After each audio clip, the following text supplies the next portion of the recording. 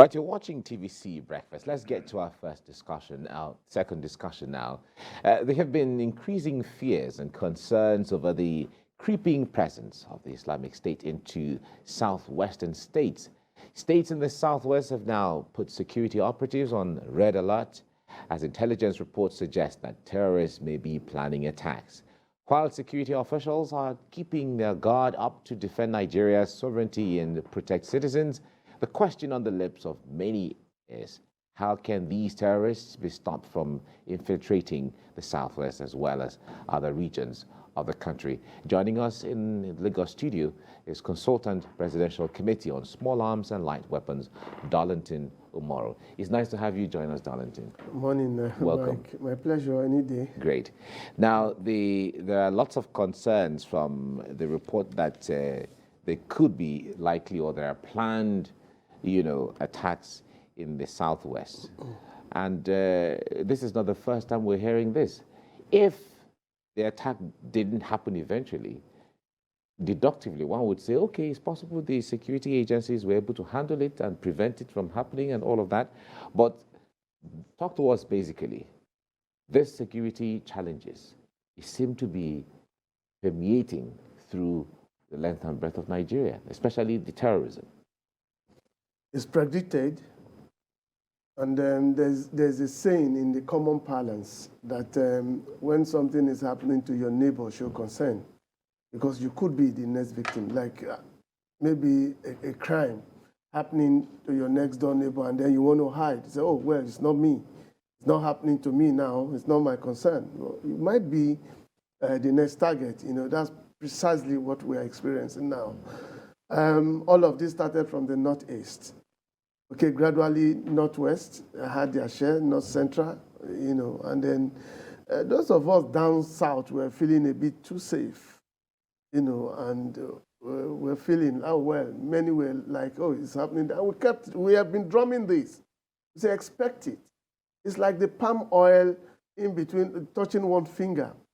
It's likely going to spread across the other fingers. That's what we're having now. I'm sure the security agencies are not being taken unawares, and that's how and why the surveillance and intel has been up there. All of this we are now shivering over now is as a result of the intel report by the Nigerian police, one of the security agencies. Apparently, if anybody thought or expected that it was not going to get down south, then the person was merely deceiving him or herself. We've had pockets of them. Recently, we had ISWAP claiming ownership of the hit on the Catholic Church, where several were taken unawares and were killed on a Sunday, and they did say clearly that they were responsible for that attack. So was that not enough for anybody to know that ISWAP was already on ground in the southwest? We're talking about the southwest now. The southeast had also had their own fair share. They've complained, they've talked about bandits and these terrorists. We've had claims upon claims debunked at a point in time and all of that. But the focus now is southwest. And everybody's running helter-skelter. The security agencies are on high alert now, meetings upon meetings. Since Monday, it's been one security meeting or the other, trying to talk to the men. You saw the IG from one of your reports now issuing orders to its men. Security is not the business for just the security agents.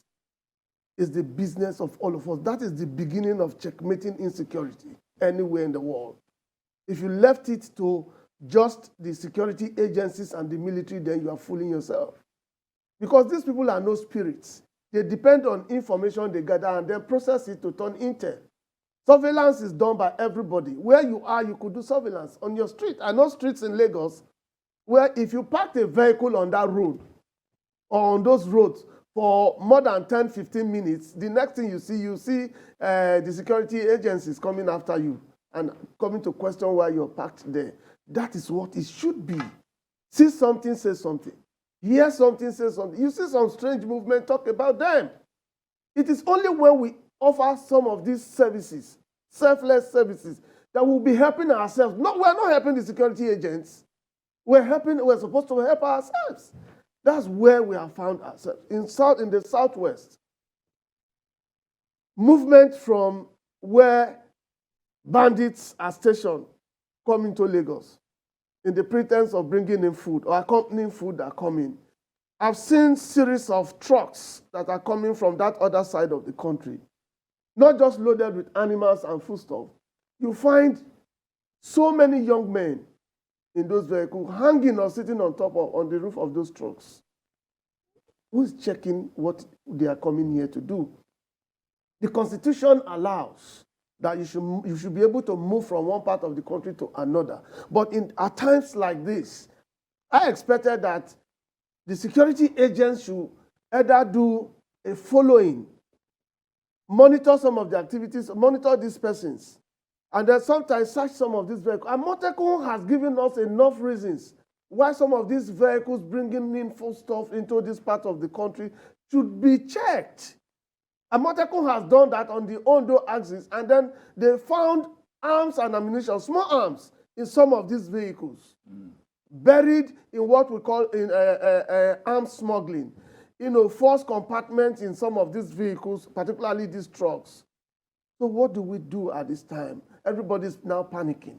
Why should we panic? Well, Gani Adams once said that the forests around Oyo and Ogun, I think, Ogun states that and Kwara, they're now infested by these bandits. You've talked about a series of security meetings that have been going on. How far are those concerns being addressed?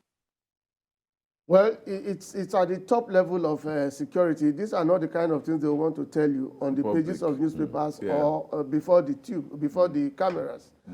Because apparently there's a limitation to some of the things you ordinarily need to let out, because they are also the persons you're trying to guard against or watch over. They feed on information. They also are out there. And one of the first things they want to do is to instill fear in you. And once they have succeeded in doing that, they monitor what you want to do about all of that. They want to test the waters. They want to see they monitor you. They also have people who are doing surveillance for them. They also have intel gathering. Okay, in all of this, these are people, of course, who want to hit targets. And then they do what is called like a guerrilla warfare. It's not as if they are stationed in one particular place. But even the Nigerian police has told us sufficiently. They've given us from intel report that these persons have been followed to certain points. They are supposed to be at certain places and all of that. But you do not expect the Nigerian police to also come out to tell you what they are doing on how to cope and monitor. Mike did say that in his submission that people are expecting certain things to happen in certain places in this part of the world now. But if they don't happen, it will seem as if the security agents have been able to get their acts right, which is true. Okay, but there are certain information the security agencies will not give to you. There are certain information, except that the challenge I have is the infiltration of these terrorists into some of these agencies that will want to let out information, so that at the end of the day, some of these activities will be put out. And then I defined yesterday in one of the electronic media. I said, what is ambush? My definition for ambush is information about the movement of security agencies let out by somebody and then used by the enemy against them. Otherwise, how would you know the route? It's people That's who are what coming to... That's what happened in Nasarawa State when It's happened all over, not just... It happened in Niger, it has happened in Northwest, it has happened in Northeast, it has happened in North Central. We've not had plenty of that in the Southwest or in the South, but we've had a bit of it. No, I don't know about Southeast now, but the three geopolitical zones in the North, we've had sufficiently stories. Recently, it happened in Niger State, close to the Kanji Dam. That is my definition of it. You remember the issue of the North African who was coming from some part of the African continent through the Sahel to Nigeria to hit Abuja in December. And then what happened? The information was processed and submitted, And then by one agency, forgive me, I won't want to call the agency, but the thing was handed over to another agency that was meant to police the borders and monitor the movement of this person. Because every detailed information about that man who was coming in here was submitted. The vehicle he was coming with, the number of international passports he was carrying, the country he is from, his movement on the Sahel, the vehicle he was going to use, the color of the vehicle, the number plate of that vehicle, and how he was going to stop over in Niger to pick 2 persons, and then before coming over to Nigeria. All of these were done during the profiling, and then handed over to the agency, talking about synergy now, handed over to this agency in charge that was actually meant now to follow from the border point. But at that point, that agency really issued an internal memo to his border commanders who were supposed to do the monitoring across all the land borders. And then they added international airports, Lagos and Kano and some other parts, in case, as an addition. Okay, but what happened? The internal memo that was circulated within that agency got leaked. Mm-hmm. And when that memo got leaked, what happened? The man and his men who were coming got the information because it got to the media. And changed their routes. They didn't even change their route because they didn't come again. So apparently the danger in there, like I have always defined, is that you have given that man another opportunity to go re-strategize. Apparently, it could be alleged that somebody who is a party to this or that may have been involved and then had to deliberately leak out that thing. And once it gets to the media... When we come back, we'll talk about this activities of fifth columnists and how to deal with them as the case may be. Let's go on a short break. You're watching TVC Breakfast. Let's go on a break. We'll be right back with more on the program. You're watching TVC Breakfast. We're looking at the security issues around Nigeria and narrowing it down to the south west following the threats of attack by ISWAP. And we're speaking with the Consultant Presidential Committee on Small Arms and Light Weapons, Darlington Umaru, here with us in the studio. Now, before we went on a break, we were talking about the issue of, you defined ambush, and we can deductively say that the issue of ambush is not a coincidence. It is always someone within who gives out the information of what we are going to do to the enemy. But how challenging is it? In fact, recall that former President Goodluck Jonathan had even alluded and said that there's Boko Haram within his kitchen and within his government. It could be and all of that. And when the commander-in-chief, when the commander-in-chief comes out to make a statement like that, you know that there is credibility and fact to it. And security implication. But the point there is, why is it so difficult? We know that there's somebody like that within this enclosement. How is it so difficult to pick out and get those persons out? It's as difficult as taking away corruption from human existence. Wow. It's as bad as that. Because some of these persons, they have economic power and they have the influence. You know, you want to recruit person or persons, you know, and somebody is saying, please add this man, you know, for me. And you do not know the interest of that person who is asking you to do all of that. And then it's about interest, okay? The truth is, we've talked about this at all times, you know, but how do you completely expunge them from the system? Is a very difficult thing, you know, because you have to first identify them. It's just like finding out who is an undercover in your midst. It's just like wanting to know who is an undercover, who is playing under. It takes a long time before, you know, you are able to, irrespective of the technology, the amount of technology you want to put in place to check the activities of some of these people, bugging their phones, their lines, you know, looking at who and who they chat with, social media and all of that. If you look at the way the FBI has done their own over time, you discover that it's not a thing. They follow, they monitor. It takes time before you are able to bust it. You know, so it's not an easy thing, but it's not helping security matters because it's interest. For instance, the arms smugglers, they do that. The drug barons, they have a way of doing all of that. They may not be able to have their own men recruited, but they buy over some of these persons in some of these places to supply them with the necessary information. Oh, okay, take off, or they are coming after you. Yeah, they are coming. They are coming for. Do you understand? Okay, don't go out tomorrow. Place, you know, it's like an undercover setting. If you think if I sat here and told you that it is possible for that to be expunged, then I'm lying to you and Nigerians. Otherwise, it would have been done. If Jonathan, many of you were taken aback when Jonathan made that statement, the former president, His Excellency. But it's not news. It wasn't news. It wasn't news to people like us. Because if they don't do that, how do they monitor what government want to do against them?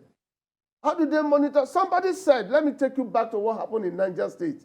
One of the kidnappers took away children from one of the schools. And then Gumi visited him, okay? And then he spoke in Hausa, which was interpreted by Gumi, who was trying to negotiate between the government and that man. And the man simply said that he's aware about the number of troops that you have pushed him from Abuja into Niger State to come after him. That you shouldn't even think about that. That he can tell you the number of persons who are there. That the man, I used the exact words now, who gave him the business is with you. Was that not implicating? Those were the Gumi's interpretation of the Hausa language. The man spoke, the bandit, the man who did the kidnap. He said he is aware of how many men you have drafted from Abuja to, that if you die it one by one, you will be killing the children.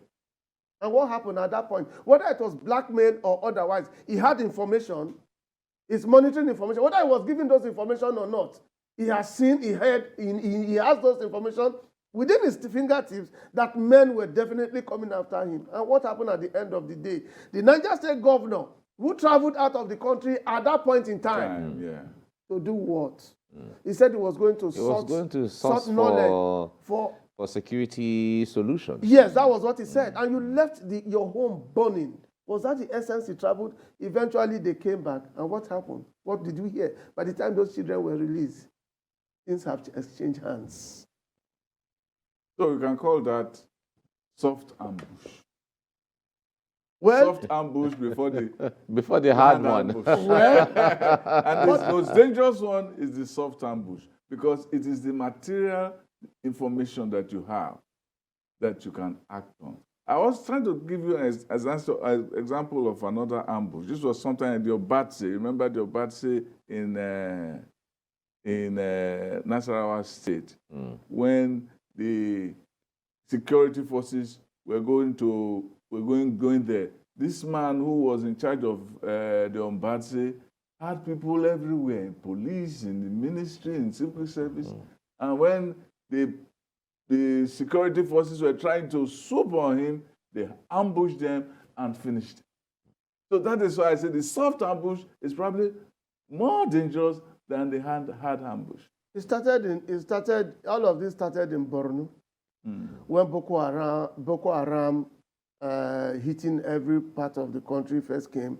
Concentration was on Borno, and the military took them headlong. But what did we get? We've lost a lot of military, senior military officers who were good, and then so what? Remember the young man from Kogi State, who was the one of the AMO drivers, who was in charge of his own regiment. What happened to him? He was going back to reinforce, and then he was ambushed. And then we've had series of them. The military, we lost a lot of gallant military men to ambush. Just when, there's an attack somewhere, then it was more of the IEDs, it was more of the suicide bombing and all of that. And okay, let's trace this side. By the time the date of, you remember the issue of the Chibok girls. Yeah. When America came. And then America told the government certain things, and then they brought in the intel part of them and said, assist. And then by the time they did surveillance on Sambisa Forest, they came back, they had their intel reports, okay, we have to gas off this area, they are here, this is the concentration. On the day of action, gone. They were wearing gas masks. The men on the ground, the Boko Haramis. That's why they got discouraged. Ambush. Because somebody has let off the information, not just letting out the information, they supply them with gas masks. So that even if you gas off that area, they are protected. That is the bane of success of the Nigerian military. And I try to separate. But there are ways that security infrastructures deal with fifth columnists. Ah, yes. You monitor them. Brutal. It's brutal. There's a way you monitor your own people to know which of them. Have we ever set up any kind of, since this is a big problem, have we ever set up any kind of apparatus to really get those people among us? No, there are. Are they working? There are. No, there are. Let's give some credit to those of them that credit is due. They are aware, because it's not also helping them, it's helping wasting the gallant one amongst them. Yes. And then it's also discrediting what they try to achieve. Exactly. And so if it's negatively working against them, apparently they wouldn't fold their hands. We are losing senior officers, very senior officers, because gone were those days when you became a general without even seeing a war. Aside from you going for international missions, we had the ECOMOG where we had troubles in some of these smaller African countries, and then we also had the UN peacekeeping aspect where you have to add or contribute or donate, whichever way, forgive my choice of words now, your own men to add to that. And then each time our men went out there, they came back with medals. So what is wrong? These are the same men we have here that we cannot achieve success on. The truth is, any man who knows his house is on fire cannot go to bed or cannot pretend to say his roof is not on fire. They have their own mechanism, but apparently some of these things are not. Those of them who are being court-martialed may not come out in the open. If arrested and discovered, it may not be in the open. Okay, is the court-martial is their own way of, Internal justice. Yes, for our own traditional courts out here. It is done within them. They are professionals amongst them that does all of that. But the challenge is, where you have the war on hand now, it's taking virtually all the presence of all the security agencies. It's also taking all the armed forces. It's a combined arrangement. They all have different functions, aside from the field artillery. You know that of the Air Force and that of the Navy. But one problem we also have, do we have enough men? These men that are taken out on daily basis by the terrorists and the bandits, are they being replaced? Very well. Do we have enough men on ground in the military? I heard a figure recently and I shook my head at what the Nigerian military has in total. Do you know one thing that the security agents are now aware about? When ISWAP bandits are going to hit anywhere, they go with not less than 200, 300 men at a time. They would have done their surveillance. They would have had their intel report. Take Kuje prisons as an example recently. They would have done their reports. They would have seen all they needed to see. They would have known how many men they need to overpower the number of men there, irrespective of your firepower, except if you have area support. And where you That's where I was coming. And in most times when you don't have area support in this instance for the last 3, 4, 5 months have been very, very slow. Otherwise, why?